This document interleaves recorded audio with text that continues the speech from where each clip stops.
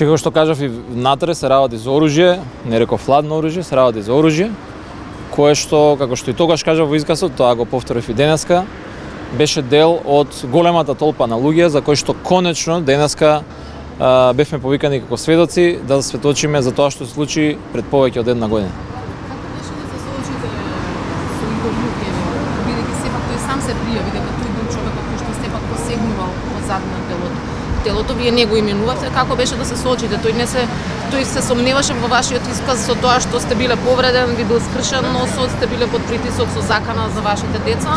Се сомневате ли вие во тоа што го видовте? Апсолутно не, и такви работи не се забораваат. Навистина не посакувам никому да биде во таква ситуација, со скршен нос да провери колку може да види или да не гледа нешто. Спомнавте дека сте купиле чадор кој што сте повредени? Молам? Сте го купиле чадор што сте повредени? Да, еден од толпата, некои добри над 40 минути, ме маваше со чадор.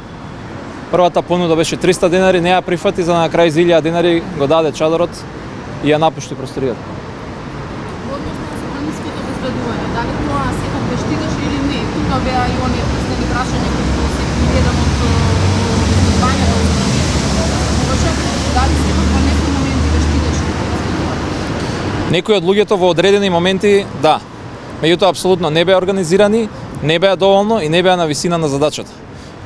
И ко кажав тој за време на сведочењето, но навистина сметам дека ако полициските сили беа организирани надвор, немаше да бидат вака оставени сами на себе луѓето од собраниското обезбедување, кои што сепак и за нив сметам дека може да направат повеќе.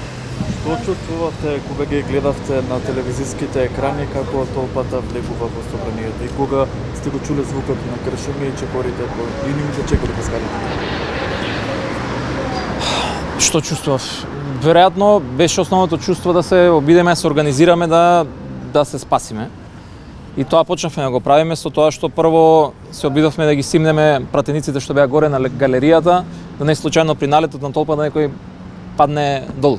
Немаше многу време искрено за размислување, затоа што се случуваше многу брзо. Тоа беше и проблемот, дека луѓето веднаш влегоа во собранието, не пречени од никого. Сега бевте повикан како сведок, вие сте и оштетен во овој случај, кога очекувате судска разврска? Навистина не знам, тоа е прашање судот, немам никакви очекувања.